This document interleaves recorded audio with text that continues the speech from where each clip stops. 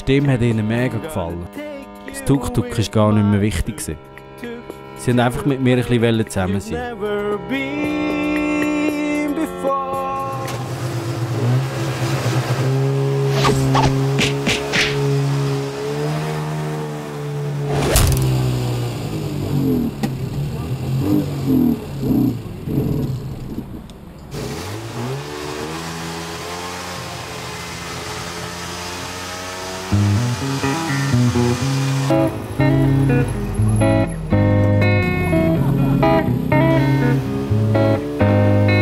Shit, ja, da braucht ein bisschen Wasser.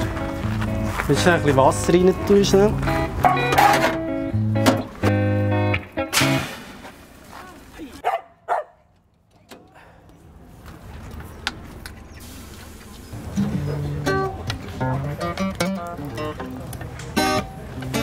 So, meine lieben zwei, ich würde euch gerne einen Song vorspielen. Und zwar heisst er, ich wäre gerne mal ein bisschen schwanger.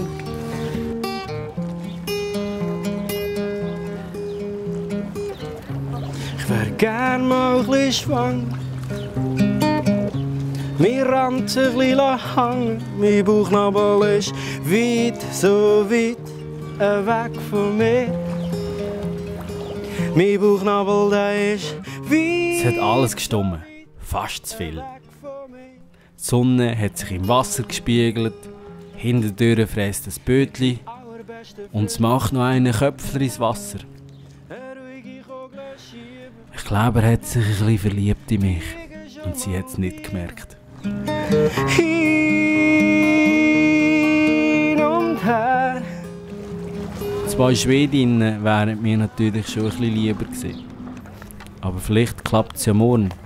Dann kann ich denen den Sonnenuntergang zeigen. Das Büchlein streicheln. Das Bierfass ist aus Eichenholz. Vor der Hütte gibt's auch ein mehr.